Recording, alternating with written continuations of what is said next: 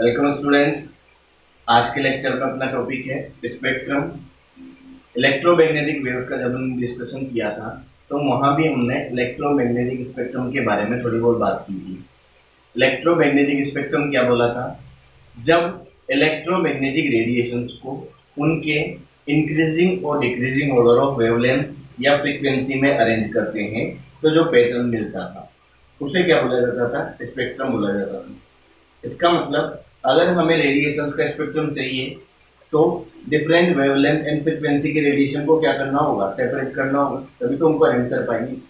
तो रेडिएशंस के सेपरेशन के लिए, या बोल लो डिफरेंट वेवलेंथ और फ्रीक्वेंसी के रेडिएशन के सेपरेशन के लिए एक डिवाइस यूज किया जाता है जिसे क्या कहते हैं?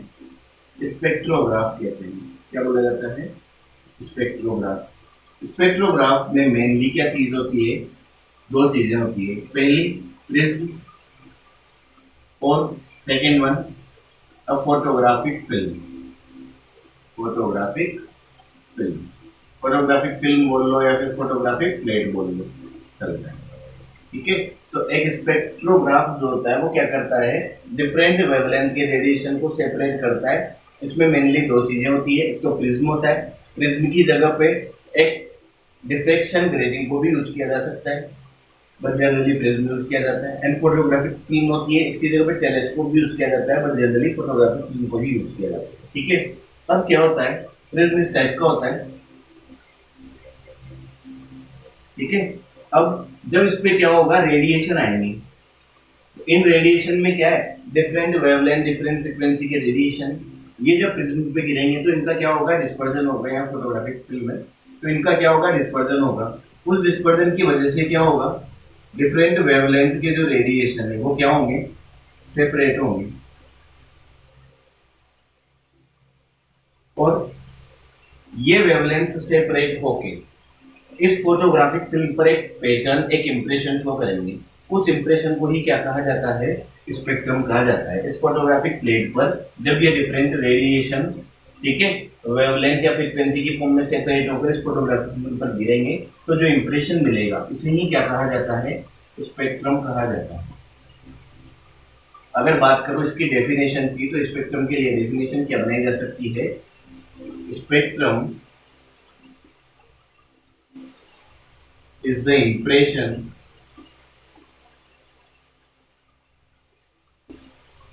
produced on screen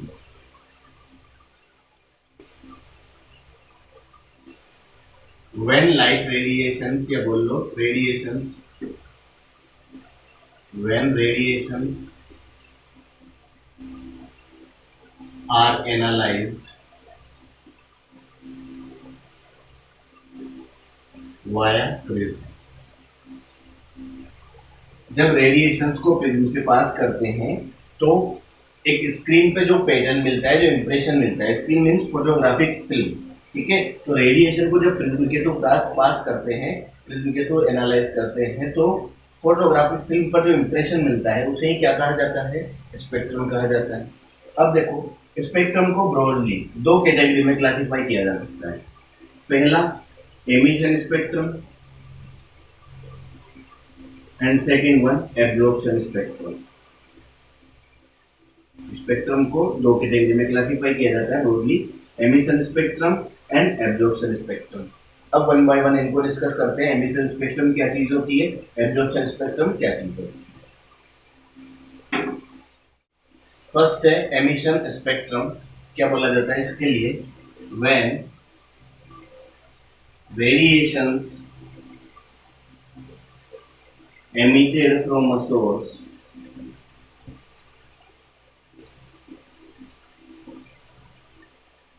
is directly passed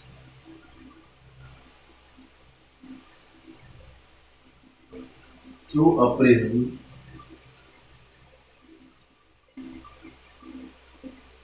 and then received on photographic film,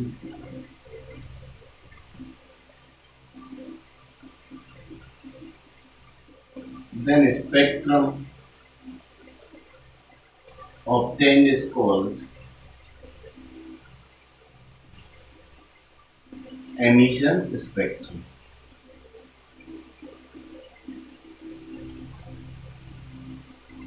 that means जब किसी सोर्स से एमिटेड होने वाले लाइट रेडिएशंस डायरेक्टली प्रिज्म पर गिराए जाते हैं और उन्हें फिर फोटोग्राफिक प्लेट पर रिसीव कर लिया जाता है, तो जो स्पेक्ट्रम पैटर्न मिलता है उसे क्या कहा जाता है? एमिशन स्पेक्ट्रम कहा जाता है। आ रही होगी बात समझ में। अब एमिशन स्पेक्ट्रम जो होता है वो जनरली टू टाइप का होता है। कौन कौन सा? एमिशन स्पेक्ट्रम दो टाइप का होता है। एक तो कंटिन्यूअस स्पेक्ट्रम होता है या कंटिन्यूअस एमिशन स्पेक्ट्रम बोल लो, and second one is line emission spectrum और डिसकंटिन्यूअस एमिशन स्पेक्ट्रम। जो एमिशन स्पेक्ट्रम है दो टाइप का, continuous spectrum and line spectrum. अब वन बाय वन इनको डिस्कस कर लेते हैं, इनको समझ लेते हैं ये क्या चीजें होती है। देखो, मेनली कोई स्पेक्ट्रम कंटिन्यूअस होगा या लाइन स्पेक्ट्रम की फॉर्म में होगा, ये डिपेंड करता है सोर्स से किस टाइप के रेडिएशन एमिट हो रहे हैं। ठीक है, देखो अगर सोर्स से व्हाइट लाइट एमिट होती है, ठीक है, व्हाइट लाइट एमिट होती है, तो जब ये व्हाइट लाइट किसी प्रिज्म पर गिरेगी तो क्या होगा? एक स्पेक्ट्रम में क्या दिखाई देगा? स्पेक्ट्रम में एक वाइड बैंड दिखाई देगी, ठीक है, जिसमें 7 टाइप के कलर होंगे, वायलेट से रेड कलर तक। ठीक है, जब व्हाइट लाइट प्रिज्म पर गिरेगी तो क्या होगा? ये डिस्पर्ज होगी, ठीक है, और डिस्पर्जन से फोटोग्राफिक फिल्म पर एक पैटर्न मिलेगा। उस पैटर्न में क्या होंगे? 7 टाइप के कलर्स की एक वाइड बैंड दिखाई देगी। ठीक है, ये कलर कहां से कहां तक होंगे? ये कलर वायलेट टू रेड होंगे, जैसा हम रेनबो में भी देख सकते हैं। ठीक है, रेनबो जो दिखाई देता है वो एक कंटिन्यूअस स्पेक्ट्रम का एग्जांपल है। उसमें 7 टाइप के कलर होते हैं, वायलेट से रेड कलर तक, और उसमें जो कलर्स होते हैं उनको हम सेपरेट नहीं देख सकते। दैट मीन्स जो कलर होते हैं वो एक दूसरे में मर्ज होते हैं, ठीक है, कंटिन्यूअस होते हैं बिल्कुल। इसलिए इस स्पेक्ट्रम को क्या बोला जाता है? कंटिन्यूअस स्पेक्ट्रम बोला जाता है। आ रही होगी बात समझ में? कंटिन्यूअस स्पेक्ट्रम कैसा दिखाई देता है तो ये स्क्रीन पे भी तुम देख सकते हो। ठीक है, अब देखो जो वेव प्योर है उसमें हम थोड़ी जनरल बातें देख लेते हैं। जैसे रेड कलर जो होता है उसके लिए वेवलेंथ क्या होती है? मैक्सिमम होती है, ये हमें पता है। वायलेट कलर के लिए वेवलेंथ क्या होती है? मिनिमम होती है। अब जिसके लिए वेवलेंथ मिनिमम है उसके लिए फ्रीक्वेंसी मैक्सिमम होगी, इसके लिए वेवलेंथ मैक्सिमम है उसके लिए फ्रीक्वेंसी क्या होगी? मिनिमम होगी। इसके अलावा एक और चीज देखो, जब व्हाइट लाइट प्रिज्म पर गिरेगी तो क्या होगा? ये डिफरेंट कलर की जो वेव्स है या डिफरेंट कलर के जो रेडिएशन है, ठीक है, इनमें क्या होगा? देखो कुछ रेडिएशन तो बहुत लेस एंगल से डेविएट हो रहे हैं और कुछ रेडिएशन बहुत ज्यादा एंगल से डेविएट हो रहे हैं। आ रही है बात समझ में? जैसे ये लाइट गिरी तो रेडिएशन डेविएट होते हुए चलेगी और प्रिज्म पे क्या होगी? एक तरीके से डिस्पर्ज होगी, प्रिज्म सॉरी फोटोग्राफिक प्लेट पर डिस्पर्ज होगी। ठीक, तो कौन से कलर का रेडिएशन कितना डेविएट होता है? दैट मीन्स हम कंपेयर कर सकते हैं कौन से कलर का रेडिएशन कितना डेविएट होगा, कितना ज्यादा डेविएट होगा, कौन से कलर का रेडिएशन कितना कम डेविएट होगा। या मैं सिंपली बोलूं तो हम ये आइडेंटिफाई कर सकते हैं कि किसके लिए जो एंगल ऑफ डेविएशन है उसकी वैल्यू ज्यादा होगी और किसके लिए एंगल ऑफ डेविएशन की वैल्यू कम होगी। कैसे पता कर सकते हैं? रिलेशन होता है, ठीक है, जो एंगल ऑफ डेविएशन होता है वो डिपेंड करता है कलर की वेवलेंथ पर। एंगल ऑफ डेविएशन या डेविएशन एंगल भी बोल लो इसको, तो एंगल ऑफ डेविएशन डिपेंड करता है वेवलेंथ पर। किस तरीके से? जो एंगल ऑफ डेविएशन होता है वो वेवलेंथ के इनवर्सली प्रोपोर्शनल होता है। दैट मीन्स हम बोल सकते हैं जिस कलर की वेवलेंथ क्या होती है? सबसे ज्यादा होती है, उसका डेविएशन क्या होगा? सबसे कम होगा। ठीक है, तो यहाँ पे सबसे ज्यादा वेवलेंथ होती है रेड कलर की, तो रेड कलर के लिए जो डेविएशन होगा वो क्या होगा? सबसे कम होगा। दैट मीन्स अगर मैं बात करूं तो ये जो सबसे कम डेविएशन वाली जो रे है ये किसके लिए? रेड कलर के लिए होगा। और जो सबसे ज्यादा वाली है वो किसके लिए होगी? वायलेट कलर के लिए। क्यों? क्योंकि वायलेट कलर के लिए लैम्डा मिनिमम होता है, वेवलेंथ मिनिमम होती है, तो इसके लिए जो एंगल ऑफ डेविएशन है वो क्या होगा? मैक्सिमम होगा। आ रही है बात समझ में? तो ये बात हमने किस पे की? कंटिन्यूअस स्पेक्ट्रम की। कंटिन्यूअस स्पेक्ट्रम, कोई स्पेक्ट्रम जो है वो कंटिन्यूअस होगा, किस पे डिपेंड करता है? सोर्स से किस टाइप के रेडिएशन एमिट हो रहे हैं। ठीक है, अगर व्हाइट लाइट है तो कंटिन्यूअस स्पेक्ट्रम मिलेगा, और व्हाइट लाइट के लिए सोर्स कौन कौन से हो सकते हैं? या तो बल्ब हो सकता है या कोई भी हॉट ऑब्जेक्ट, हॉट बॉडी हो सकती है। इनसे कैसे रेडिएशन मिलेंगे? व्हाइट लाइट मिलेगी। आ रही बात समझ में? उससे कौन सा स्पेक्ट्रम? कंटिन्यूअस स्पेक्ट्रम मिलेगा। क्लियर? अब दूसरा जो स्पेक्ट्रम है जिसको बोल रहे हैं लाइन स्पेक्ट्रम या लाइन एमिशन स्पेक्ट्रम, ठीक है, उसको डिसकंटिन्यूअस स्पेक्ट्रम भी बोलते हैं। तो लाइन स्पेक्ट्रम कब मिलेगा, देखो लाइन स्पेक्ट्रम की अगर मैं बात करूं तो जब हम किसी सॉल्ट को गर्म करेंगे फ्लेम में, या फिर किसी गैस को इलेक्ट्रिकली डिस्चार्ज करेंगे, मतलब सिंपली मैं बोल दूं किसी गैस में इलेक्ट्रिक आर्क प्रोड्यूस करेंगे, तो जो लाइट रेडिएशन एमिट होते हैं उन लाइट रेडिएशंस को जब प्रिज्म पर गिराएंगे तो किस टाइप का स्पेक्ट्रम मिलता है, लाइन स्पेक्ट्रम मिलता है। देखो जैसे ये कोई बर्नर है, जनरली बुनसेन नाम के बर्नर का यूज किया जाता है, ठीक है। यहाँ पर हम एक सोल पे NaCl को क्या कर रहे हैं, हीट कर रहे हैं, ठीक है। तो रेडिएशन एमिट होंगे।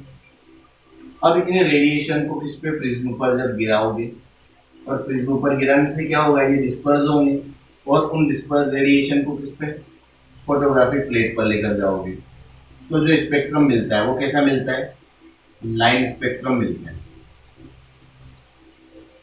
आ रही है बात समझ में? इसको लाइन स्पेक्ट्रम क्यों बोलते हैं, क्योंकि जो स्पेक्ट्रम मिलता है उसमें एक ब्लैक कलर की बैंड होती है, ठीक है, जिसमें कुछ कलर्ड लाइन शो होती है, बीच बीच में कुछ कलर्ड लाइन शो होती है, आइसोलेटेड, जो एक दूसरे से सेपरेट होती है, मर्ज नहीं होती, ठीक है।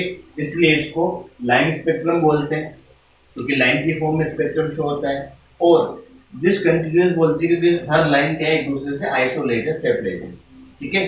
तो लाइन स्पेक्ट्रम समझ में आ रहा होगा। लाइन स्पेक्ट्रम कब बनेगा, जब सोर्स की फॉर्म में किसी सोल्ट को हीट करोगे या किसी गैस को इलेक्ट्रिकली डिस्चार्ज करोगे, ठीक है, मतलब गैस में इलेक्ट्रिसिटी फ्लो करवाओगे, सिंपली बोल सकते हो, ठीक है। तो कैसा स्पेक्ट्रम मिलेगा, लाइन स्पेक्ट्रम मिलेगा। लाइन स्पेक्ट्रम कैसा दिखाई देता है, स्क्रीन पर देख सकते हो तुम, ठीक है। इसमें देखो एक ब्लैक बैकग्राउंड पर कुछ कलरफुल लाइंस शो हो रही है, इसलिए इसको क्या बोला जाता है, लाइन स्पेक्ट्रम। अब देखो जो लाइन स्पेक्ट्रम होता है वो जनरली एटम्स शो करते हैं, ठीक है। जो लाइन स्पेक्ट्रम होता है वो एटम्स शो करते हैं, इसलिए लाइन स्पेक्ट्रम को एटॉमिक स्पेक्ट्रम भी बोलते हैं। एटॉमिक स्पेक्ट्रम या स्पेक्ट्रा भी बोल दिया जाता है, कैसा, एटॉमिक स्पेक्ट्रम भी बोला जाता है, किसको, लाइन स्पेक्ट्रम को। आ रही होगी बात समझ में। उसके अलावा देखो हर एटम का जो लाइन स्पेक्ट्रम होता है वो डिफरेंट होता है अदर एटम्स के कंपेयर में, मतलब एक एटम का लाइन स्पेक्ट्रम उसका खुद का इंडिविजुअल होगा, ठीक है। इसलिए एटम्स के केस में जो लाइन स्पेक्ट्रम होता है वो उस पर्टिकुलर एटम के लिए फिंगरप्रिंट की तरह वर्क करता है। मतलब जैसे किसी आदमी के लिए बोला जाता है कि एक आदमी की फिंगरप्रिंट उसी की रहेगी, उसके अलावा उसके जैसी फिंगरप्रिंट दुनिया में किसी की नहीं होगी। वैसे ही एटम का केस है, एक एटम का जो लाइन स्पेक्ट्रम है वो उसी के लिए होगा, वैसा स्पेक्ट्रम दूसरा कोई एटम शो नहीं करेगा। आ रही है बात समझ में। तो एटम्स के लाइन स्पेक्ट्रा के बेसिस पे एटम्स को सेपरेट किया जा सकता है। आ रही है बात समझ में। जैसे अगर बात की जाए सोडियम की, तो सोडियम के लाइन स्पेक्ट्रम में पूरी ब्लैक कलर की बैंड पर दो येलो कलर की लाइन से शो होती है। आ रही है बात समझ में। तो ये किस पर बात हो गई, कंटिन्यूअस स्पेक्ट्रम और लाइन स्पेक्ट्रम, समझ में आ गया होगा। सेकंड है एब्जॉर्प्शन स्पेक्ट्रम। क्या बोला जाता है इसके लिए, when radiations from a source, when radiations from a source pass through a sample,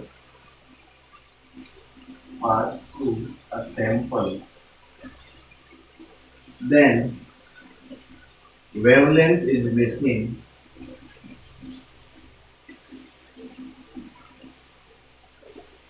in emergent light,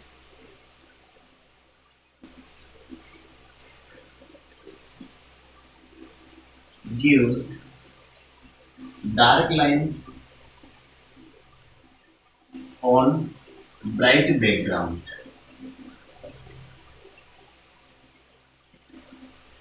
Bright background. ठीक है, such kind of spectrum is called absorption spectrum. जब किसी सोर्स से एमिटेड रेडिएशन, जैसे देखो इसको ऐसे समझते हैं, कोई सोर्स है, कोई भी सोर्स हो सकता है, ठीक है, जैसे कोई हॉट बॉडी मान लो, उससे जो रेडिएशन एमिट हो रही है उन रेडिएशंस को क्या किया जाता है, जब किसी सैंपल से पास किया जाता है। ये क्या है, कोई सैंपल है, सैंपल कुछ भी हो सकता है, कोई गैस हो सकती है या फिर किसी सोल्ट का सॉल्यूशन, जैसे यहाँ मैंने ले लिया NaCl सॉल्यूशन, तो जब किसी सोर्स से एमिटेड रेडिएशन को किसी सैंपल से पास आउट किया जाता है तो ये सैंपल क्या करेगा, इन रेडिएशन का कुछ पार्ट एब्जॉर्ब कर लेगा। अब जो एब्जॉर्ब हो गया वो तो यही खत्म हो गया, और जो रेस्ट पार्ट है वो क्या होगा, एमिटेड होकर आगे बढ़ेगा। ठीक है, तो जो इमरजेंट रेडिएशन, जो इमरजेंट लाइट निकली, उसमें क्या हुआ, कुछ रेडिएशन या कुछ वेवलेंथ के रेडिएशन तो मिसिंग हो गए। अब ये रेस्ट लाइट क्या होगी, प्रिज्म पर गिरेगी,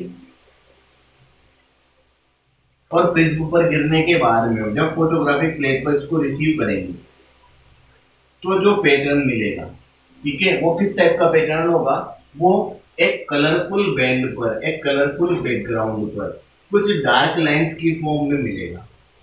आ रही है बात समझ में?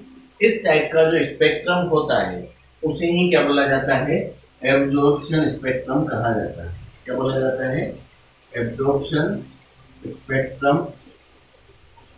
कहा जाता है। एब्जॉर्प्शन स्पेक्ट्रम कैसा दिखता है, ये स्क्रीन पे देख सकते हो तुम। अब देखो, जो एब्जॉर्प्शन स्पेक्ट्रम होता है, ठीक है, किसी भी टाइप के रेडिएशन या मान लो किसी भी एटम का जो एब्जॉर्प्शन स्पेक्ट्रम होता है वो उसके एमिशन स्पेक्ट्रम का, ठीक है, फोटोग्राफिक नेगेटिव होता है। क्या बोल रहा हूं, जो एब्जॉर्प्शन स्पेक्ट्रम होता है वो एमिशन स्पेक्ट्रम का क्या होता है, फोटोग्राफिक नेगेटिव होता है। इसका मतलब क्या होता है, देखो इसका मतलब होता है किसी एटम के एमिशन स्पेक्ट्रम में जहां पर कलरफुल लाइंस दिखाई दे रही है, उसी एटम के एब्जॉर्प्शन स्पेक्ट्रम में, ठीक है, जस्ट अपोजिट होगा। ठीक है, एमिशन में जहां पर कलरफुल लाइन दिखाई दे रही थी वहां एब्जॉर्प्शन स्पेक्ट्रम में डार्क लाइंस दिखाई देगी, और जहां पे एमिशन स्पेक्ट्रम में, ठीक है, ब्लैक बैंड दिखाई दे रहा था, ब्लैक एरिया दिखाई दे रहा था, वहां एब्जॉर्प्शन स्पेक्ट्रम में क्या दिखाई देगा, कलर दिखाई देंगे या ब्राइट बैकग्राउंड दिखाई देगा, एक तरीके से बोल सकते हो। तो क्या होता है, जो एमिशन स्पेक्ट्रम है और जो एब्जॉर्प्शन स्पेक्ट्रम है वो एक दूसरे के जस्ट अपोजिट होते हैं, इसलिए क्या बोला जाता है, जो एब्जॉर्प्शन स्पेक्ट्रम है वो एमिशन स्पेक्ट्रम का क्या होता है, फोटोग्राफिक नेगेटिव होता है। ठीक है, जैसे हम डायग्राम्स में देख सकते हैं। ठीक, इसमें एमिशन स्पेक्ट्रम में जहां कलरफुल लाइंस दिखाई दे रही है, ठीक, उन कलरफुल लाइंस की जगह एब्जॉर्प्शन स्पेक्ट्रम में डार्क लाइंस दिखाई दे रही है, ये देख सकते हो। आ रही होगी बात समझ में?